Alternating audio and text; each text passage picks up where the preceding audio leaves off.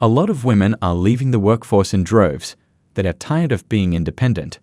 They've already seen through the feminism scam and want to go back to the traditional way badly. They want to go back to being housewives. They no longer want anything to do with the boss babe nonsense. I am so tired of being a strong, independent woman girl boss. I want to pretend like I don't know how to put air in my tires, pretend like I don't know that there's no such thing as premium air, and I never want to touch another doorknob. I want to be in my soft girl era. Please, please, please, please, please, please, please, please, please, please, please, please, please, please, please. I don't know who needs to hear this, but the whole independent, I want to be independent. I got my own bag. Ladies, it's dead. You should have your own bag. You should be somewhat independent, but it shouldn't be something you should be flaunting. Why? Because you're going to attract men that want a woman that has money. You're going to attract people that expect you to pay and cover everything. And that's cool and all until it dies out, until you get freaking exhausted. You get wrinkles like me and you're tired of working. This is coming from a 33-year-old married woman who has been working since she was 14 years old, and I have been on my own since I was 18 years old. Let me tell you, I'm exhausted. And, my parents were both immigrants. My mom used to be a housekeeper, and she instilled in me, go to school, work hard, don't ever ask anyone for anything. And I'm like, that backfired because I'm exhausted. Am I the only one? Let me know your thoughts in the comments. A lot of women are leaving the workforce in droves. They are tired of being independent. They've already seen through the feminism scam and want to go back to the traditional way badly. They want to go back to being housewives. They no longer want anything to do with the boss babe nonsense. This is good for men and society at large. I wonder why it took women this long to see through this scam called feminism.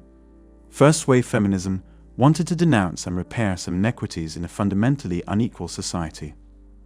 Second wave feminists wanted equality in a society which actually could benefit from equality. Third wave feminism is a mess, busy cutting off the branch where it sits. The feminist movement is mostly dead. What people call the feminist movement today has almost nothing to do with first wave, second wave, and a teeny bit vague third wave feminism. Those focused on political rights, reproductive rights, economic rights, and rights in public life. All kinds of things, though. The feminist movement's own literature started to get really squishy in the early 80s. Today, there's really no feminist movement, except the radical feminist movement. The radical feminist movement is an incoherent, steaming pile of feel-good bullshit. It's primarily motivated by outrage and a rejection of logical discouragement. It's now even adopted many defense mechanisms that try to deflect any criticism. Logical thought is an oppressive tool of the patriarchy. Radical feminism borders on religious zealotry. They have carefully constructed radical feminist narratives which center it around a victimhood mentality. The patriarchy, the wage gap, and the lack of women in STEM fields. All things that, when common sense is applied, fall apart. Except, it doesn't matter, because that's their identity. They are oppressed victims. Nor have they acquired the cognitive tools to discern how fucking absurd they sound. The radical feminist movement is fairly small, but it exerts a wider influence because it's promoted by people who have little to do except spread awareness about radical feminism. Again, like a religion, it's their identity. And that's really the key point. Unlike the previous feminist movements, radical feminism has no successes, no victories. There is no goal, unless you start talking about the crazy feminists who promote killing all men. Stupid as it sounds, at least it's a goal. Today, radical feminism is emotional daycare for young adults who have extremely limited life experience interacting with other adults. It's a carefully maintained and cultivated social environment in colleges and universities. These purposeless individuals with greatly skewed values and expectations about life, they're a wonderful opportunity for the Democratic Party to turn young women into unthinking outrage factories. In the end, radical feminism is more of a pest. They've proven time and time again they have no follow-through to accomplish the goals that they don't even have. They screech, and they want others to know they are screeching. They'll forget in a week and find something else to be upset about. Rinse and repeat. until they finish university and realize they've done shit with their time and are unemployable. Maybe they'll need to be on disability for their post-traumatic triggering disorder. Or maybe, just maybe, they can go to a graduate program to help indoctrinate the next wave of impressionable young women into their religion.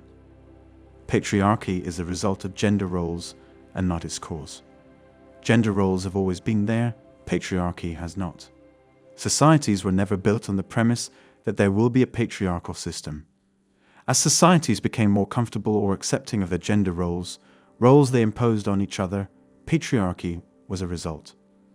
The rhetoric of men being oppressors and women, the oppressed, is false. Men and women are equally guilty of being the oppressor and the oppressed. So the mainstream feminist ideology that the evil in the world is patriarchy and feminism is the saving grace is wholly unjustified. And of course, there are inequalities.